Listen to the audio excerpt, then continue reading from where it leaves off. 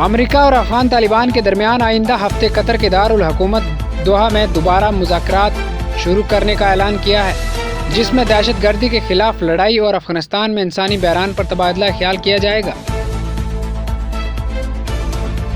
भारत और फिनलैंड के दरमियान हेलसिंकी में 11वीं दौर की बातचीत हुई, जिसमें दोनों ममालिक ने दो तरफा ताल्लुकात की पेशरफ्त और मुख्तलिफ आलमी और इलाकाई मसाइल पर तबादला ख्याल किया।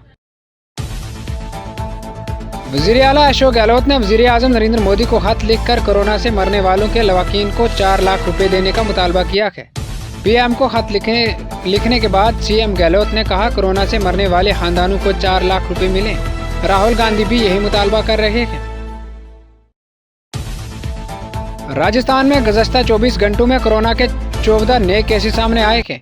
ये मरीज जयपुर, जोधपुर, उदयपुर समेत 7 अजला से हैं।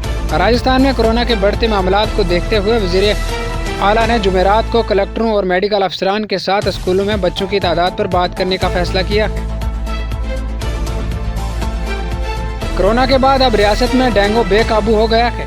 महकमा सेहत की गफलत के बायस रियासत में डेंगू ने तमाम रिकॉर्ड तोड़ दिए। एक माह के अंदर रियासत में डेंगू के मरीजों की तादाद 7,486 से बढ़कर 17,586 हो गई है।